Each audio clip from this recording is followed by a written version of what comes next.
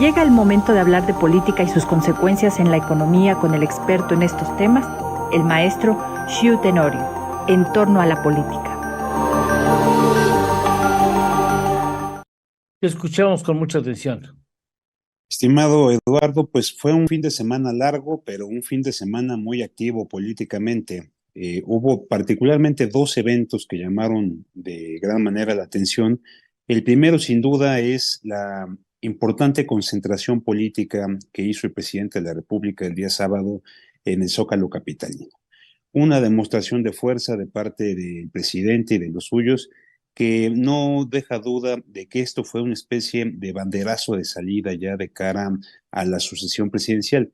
Hay que recordarle al auditorio que, a diferencia de sexenios anteriores, ahora la entrega de poderes se va a hacer el 1 de octubre, es decir, 2 meses antes, con lo cual le quedan a esta administración 18 meses, poco más de 18 meses. Con lo cual el presidente pues ya está prácticamente en una ruta de salida y de ahí la importancia de este evento y de los mensajes que ahí se dieron. El primero, sin duda, es que, como inclusive lo señala hoy en un buen artículo Carlos Loret, el presidente enmarca ya los términos del debate, enmarca ya los términos en los que habrá de discutirse el futuro del país en los próximos años, y no es otra cosa que lo que el presidente ha venido haciendo, es decir, están con nosotros o contra nosotros. Todo aquel que no piense como nosotros será adversario, será una persona a la que hay que derrotar el próximo 2024, cuando se convoque a elecciones. Esto es relevante porque claramente vamos a una elección de dos polos, de dos alternativas, y el presidente abonará a construir esta narrativa y lo hace como siempre desde el tema energético, que es un tema que el presidente siempre se ha sentido cómodo desde los albores de su campaña, de su carrera política, siempre ha hecho de este tema un estandarte y nuevamente lo vuelve a hacer en el marco del aniversario de la expropiación petrolera.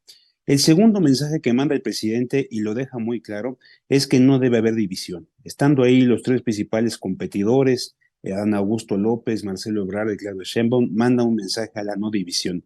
Dice que si se dividen seguramente tendrán dificultades para continuar en el poder, de manera que el presidente hace este énfasis en evitar la división. Es importante resaltar que el mismo presidente sí hizo dos categorías de corcholatas y de candidatos. Por ejemplo, a los que él mismo se ha referido como candidatos presidenciales, como Ricardo Monreal o Fernández Noroña, los dejó en un segundo plano, mientras que los tres que ya mencioné, Adán Augusto López, Marcelo Ebrard y Claudia Sheinbaum, los tuvo en un lugar protagónico. Lo mismo sucedió con los candidatos que hoy están compitiendo por gubernaturas. A la maestra Delfina Gómez, candidata del Estado de México, le dio un espacio verdaderamente relevante, 2 o 3 veces aludió a ella durante su intervención, mientras que al senador con licencia Armando Guadiana lo alcanzó a saludar a lo lejos, de manera que paradójico que llame a la no división, pero él mismo va marcando quiénes están en sus afectos y quiénes no lo están. Finalmente, un último mensaje que quedó muy claro a todos, que ya lo sabíamos, inclusive tú aquí lo comentaste con todo detalle, pues la maquinaria está aceitada. Claramente se ve, se nota el músculo que tiene Morena, que tiene el presidente para mover a sus piezas, y claramente hicieron una convocatoria importante el día sábado. Pero ayer lunes hubo otro evento que no debemos pasar por alto, que fue la presentación del libro El Camino de México, cuyo autor es Marcelo Ebrard, donde Marcelo Ebrard destaca que lleva 23 años trabajando y colaborando hombro con hombro con Andrés Manuel López Obrador, destaca su trayectoria política, pero sobre todo detalla o señala que tiene una visión muy clara de cómo continuar con la 4T. En diversas entrevistas que dio el canciller dice que llegó el momento de pensar en la 4T 2.0, es decir, lo que viene después de la vara que les ha puesto el presidente López Obrador, en un mensaje muy claro, me parece, a los círculos más cercanos del presidente, donde quiere decirle: yo voy a continuar el proyecto del presidente López Obrador.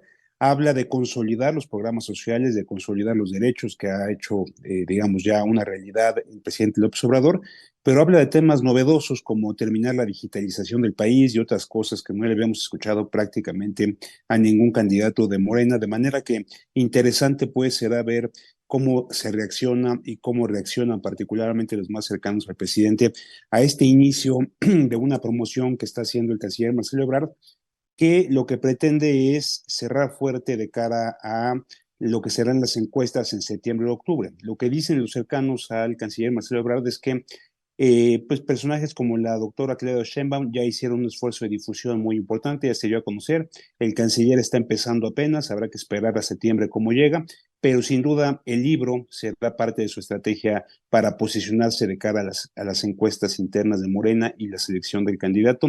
Por lo mismo habrá que ver cómo se reacciona a este evento realizado el día de ayer, con éxito en el Palacio de Minería.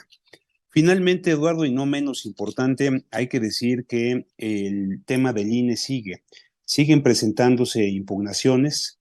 Habrá que ya pronto hacer la cuenta final de cuántas acciones de inconstitucionalidad y controversias han sido presentadas para que la Corte pueda tomar una decisión pronto, porque mientras ustedes y yo estamos platicando, pues se sigue desmantelando el INE de acuerdo a lo que hoy está vigente en la legislación electoral.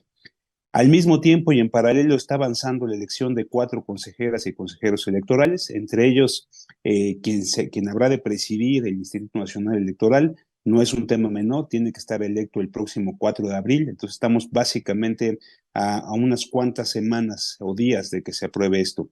Ayer en un mensaje, como está haciendo ya pues tradición, Lorenzo Córdoba lanzó un video donde señala que seguramente vendrá una persecución política contra él y mucha gente que deja su cargo a partir de su retiro de la presidencia del INE el 3 de abril, de manera que habrá que estar atentos a lo que sucede por allá, porque sin duda se trata de la parte toral, de la parte central de la elección del 2024, que como hemos comentado será una elección muy importante, que está en juego no solo la presidencia, todo el Congreso de la Unión, 31 congresos locales, 31 estados con elecciones de alcaldes, de manera que habrá que estar muy pendiente de lo que suceda con el INE.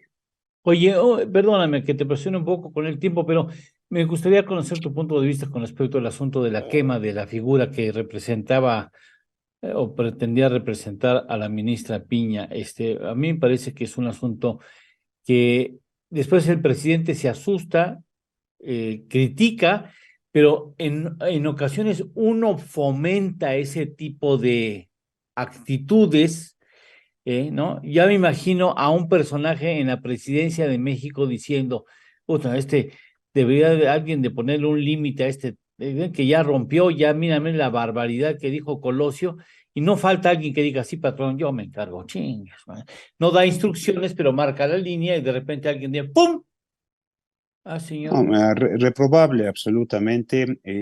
Los propios ministros y ministras de la Corte, académicos, especialistas, todo el mundo ha hecho un llamado a reprobar este acto. Me parece que los propios cercanos al presidente López Obrador ya se dieron cuenta que fue un error. Ojalá el día de hoy el presidente pueda abundar un poco más y separarse de ese tipo de acciones, porque sin duda la distancia entre estos actos y un acto real de violencia pues, es muy corta Sí. y creo que al país no le conviene bajo ninguna circunstancia. Mi estimado Shu, eres muy amable, te agradezco como siempre, maravillosa tu lección de política para todos nosotros. Muchas gracias. Gracias, que tengan buena semana. Igualmente, gracias. Saludamos rápidamente